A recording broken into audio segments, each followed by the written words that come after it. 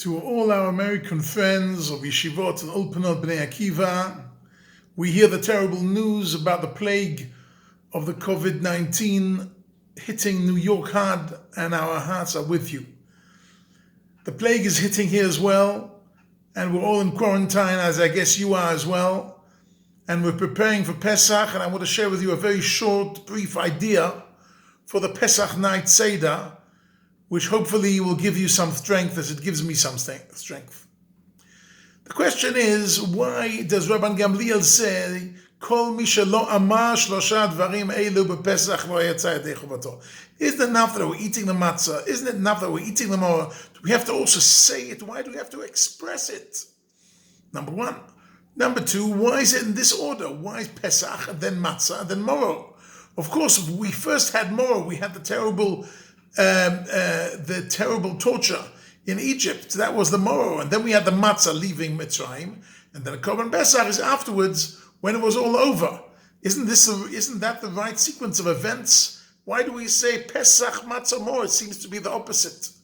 And the third question is, why, if the maror is so bitter, why do we have to dip it into the sweet charoset?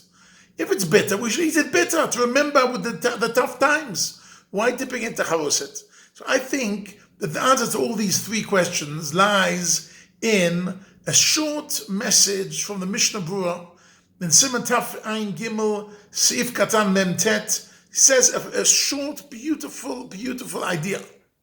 Says the Mishnah Berurah, what is the charoset made out of? It is made out of all the fruit that are mentioned in Shir Ashirim.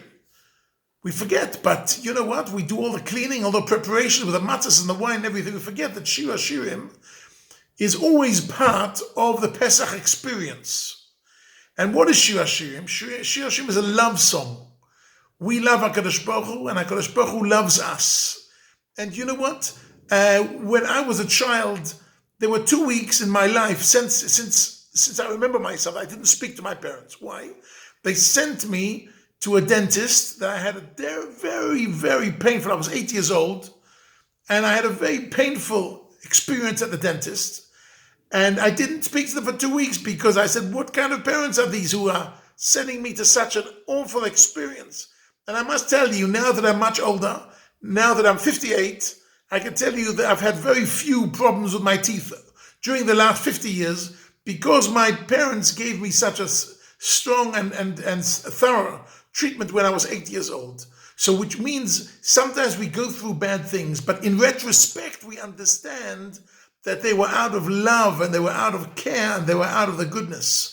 And therefore, we have to dip the moro in charosis. We dip the moro into the sweet. In fact, the halacha is you have to dip it all the way and then shake off a bit. They shouldn't be too sweet, but they have to dip it in completely because actually, even the difficult times we had were for our own good and were out of HaKadosh Baruch Hu's love to us. And that we can only understand in retrospect. And that's why Pesach, Matzah, and then Moro, because the Moro that is dipped in Charosis, we can only understand afterwards. Hopefully, in Mitzvah Hashem, we will all get through this plague, this terrible epidemic, in health and in happiness. And hopefully, one day we'll be able to look back and see the positive things that came out of this Mitzvah Hashem, because everything HaKadosh Baruch Hu does for us is positive. Gomel chasodim tovim. He only does it for our own good. And in Mitzvah Hashem, the day will come, we'll be able to look back at this Pesach that we're all doing alone in quarantine, and we'll be able to be happy and the good things that HaKadosh Baruch Hu is doing for us. So maybe this year, what I suggest is just eat a little bit more charoises and remember this beautiful idea. Kol Tov and Chag Sameach.